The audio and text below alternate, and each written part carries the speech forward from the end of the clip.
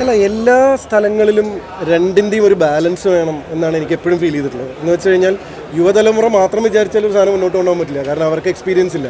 പക്ഷേ യുവതലമുറ വിചാരിച്ചാലാണ് ഒരു വിഭാഗത്തിൻ്റെ സംഭവങ്ങൾ മനസ്സിലാവുള്ളൂ. എക്സ്പീരിയൻസ്ഡ് ആയിട്ടുള്ള ആൾക്കാർ രണ്ടിൻ്റെ ഒരു ബാലൻസ് ഉണ്ടെങ്കിൽ ഒരു കോർപ്പറേറ്റ് സ്ട്രക്ചർ എടുക്കുന്ന പോലെ അല്ലെങ്കിൽ ഒരു ബിസിനസ് എടുക്കേണ്ട പോലെയല്ലേ നമ്മളിതിന് എടുക്കേണ്ടത്.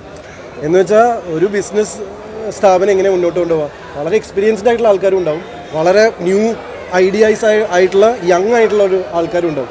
ഇതിൻ്റെ രണ്ടിനും കൂടി ഒരു സിനർജിയാണ് എപ്പോഴും ഒരു സാധനത്തിന് മുന്നോട്ട് നയിക്കുക. കാരണം എക്സ്പീരിയൻസ് വിത്ത് പുതിയ ഐഡിയാസ്. ഈ പുതിയ ഐഡിയാസ് പലപ്പോഴും ചിലപ്പോൾ ഇപ്പോഴത്തെ യുവതലമുറയ്ക്കായിരിക്കും കൊണ്ടുവരാൻ സാധിക്കുക. കാരണം അവരുടെ ഒരു കാഴ്ചപ്പാട്, ഇപ്പോൾ സിനിമ പോലും സത്യം പറഞ്ഞാൽ ഇപ്പോൾ 12ാം ക്ലാസ് മുതൽ ഡിഗ്രി വരെയുള്ള പിള്ളേരാണ് ഒരു സിനിമ വിജയിക്കണോ വേണ്ടേ എന്നുള്ളത് തീരുമാനിക്കുന്നത്. കാരണം അവർക്ക് ഇഷ്ടപ്പെടുന്നുണ്ടെങ്കിൽ മാത്രം, അവരിഷ്ടപ്പെടുന്നുണ്ടെങ്കിൽ ഫാമിലി പോലും വന്ന് കാണുന്നു. ഫാമിലി സബ്ജക്ട്സ് നമ്മൾ ഇറക്കിയിട്ട് ഫാമിലി അല്ല വരുന്നത്, ഡിഗ്രി ടു ആ കോളേജ് പിള്ളേർ വന്നിട്ട് ഇത് ഫാമിലി സബ്ജക്റ്റ് വേണ്ട, അല്ലെങ്കിൽ അങ്ങനത്തെ ഒരു സ്പേസിലേക്കാണ് പോകുന്നത്. അപ്പോൾ സ്വാഭാവികമായിട്ടും യുവതലമുറ ഒരു ഡിസിഷൻ മേക്കേഴ്സാണ്. ബട്ട് ഹാവിങ് സെഡ് ദാറ്റ്, നമ്മൾ കുറച്ചും കൂടി എക്സ്പീരിയൻസ്ഡ് ആയിട്ടുള്ള ആൾക്കാരും ഇത് രണ്ടും കൂടി കൂടുമ്പോഴല്ലേ നമുക്ക് റിസൾട്ട് ഉണ്ടാകുന്നത്. രണ്ടും ആവശ്യമില്ലേ, അത് എന്തിലും ആവശ്യമില്ലേ, സിനിമയിൽ മാത്രമല്ല ഒരു ഭരണഘടനയിലും നമുക്ക് ആവശ്യമുണ്ട്, ഒരു കമ്പനി മുന്നോട്ട് കൊണ്ടുപോകാൻ ആവശ്യമുണ്ട്. എല്ലായിടത്തും എക്സ്പീരിയൻസ് വിത്ത് നോവൽ ഐഡിയാസ് വരുമ്പോഴല്ലേ അതിന് ഭംഗി ഉണ്ടാവുന്നു.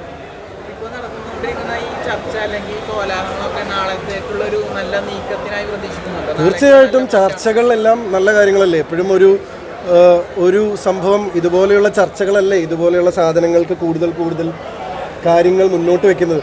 എനിക്ക് ഫീൽ ചെയ്യുന്നത് വെച്ചാൽ ഇതിന് ടോട്ടൽ ഒരു ആവശ്യത്തിനും കൂടെ മുന്നോട്ട് നിർത്തണം. അപ്പോൾ ചർച്ച ചെയ്യപ്പെടുന്നതെല്ലാം ഒരു സെഗ്മെൻറ്റ് സ്വഭാവത്തിലുള്ളതാണ്. എന്ന് വെച്ചാൽ പീഡനാരോപണങ്ങളും പരിപാടികളും സാധനങ്ങളുമാണ്.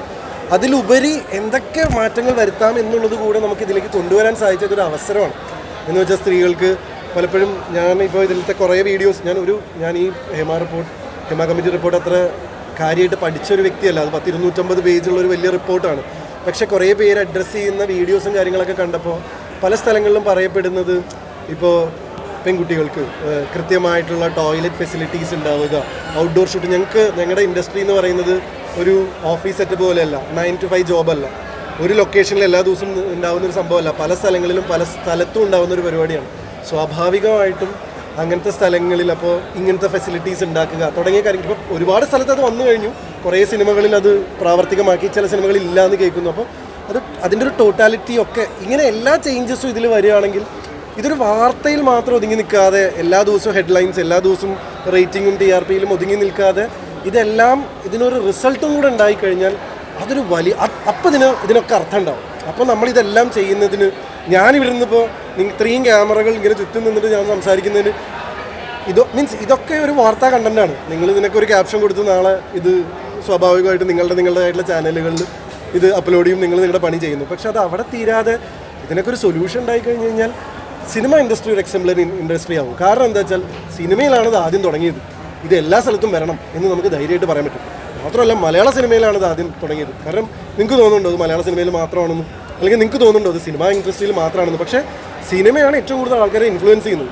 കാരണം ഇത് ചർച്ചയായതെന്ന് വെച്ചാൽ സിനിമാക്കാരാണ് ഇവിടെ ഏറ്റവും കൂടുതൽ ബ്രാൻഡ്സ് എൻഡോസ് ചെയ്യുന്നത്, സിനിമാക്കാരാണ് ഏറ്റവും കൂടുതൽ ആളുകളെ ഇൻഫ്ലുവൻസ് ചെയ്യുന്നത്. സിനിമയിൽ തന്നെയാണ് ഇത് ആദ്യം മാറുന്നത്. കാരണം ഏറ്റവും കൂടുതൽ ആൾക്കാർക്ക് ഇൻഫ്ലുവൻസ് ഉണ്ടാകുന്ന ഒരു ഇൻഡസ്ട്രിയാണ്. അപ്പം ഞങ്ങളെയൊക്കെ ആക്ടേഴ്സ് മാത്രമല്ല ഇൻഫ്ലുവൻസേഴ്സ് എന്ന് വിളിക്കുന്നില്ല, വലിയ ഉത്തരവാദിത്തമല്ലേ നമ്മുടെയൊക്കെ ഉള്ളിലുള്ളത്. സ്വാഭാവികമായിട്ട് ഈ ഇൻഡസ്ട്രിയിൽ മാറ്റം വന്നു കഴിഞ്ഞാൽ എല്ലാ ഇൻഡസ്ട്രിയിലേക്കും ചിലപ്പോൾ ഒരു എക്സംപ്ലറി ആയി മാറട്ടെ. അതിന് നമുക്ക്, അതാണ് ഞാൻ തുടക്കത്തിൽ പറഞ്ഞ സംഭവം തന്നെ, ഇതൊരു വാർത്ത മാത്രമായി നിൽക്കാതെ, കുറേ ചോദ്യങ്ങളും ഉത്തരങ്ങളും മാത്രമായി നിൽക്കാതെ ഇതിനൊരു റിസൾട്ട് ഉണ്ടാവും. അതിന് സിസ്റ്റം തന്നെ വേണം. ഈ സിസ്റ്റം, ഇവിടുത്തെ നിയമ നടപടി ഒരു റിസൾട്ട് ഉണ്ടാക്കിയാലാണ് സ്വാഭാവികമായിട്ട് നമ്മൾ ഇത്രയും നിങ്ങളൊക്കെ ഈ കഷ്ടപ്പെട്ടതിന് ഗുണമുണ്ടാവും. ആ പ്രതീക്ഷയിലാണല്ലോ എല്ലാവരും. ആ പ്രതീക്ഷ നിങ്ങളിലൊക്കെയാണ്. നിങ്ങൾ മീഡിയയും ഇവിടുത്തെ ജനങ്ങളിലും ഇവിടുത്തെ നിയമത്തിലുമാണ് ആ പ്രതീക്ഷ.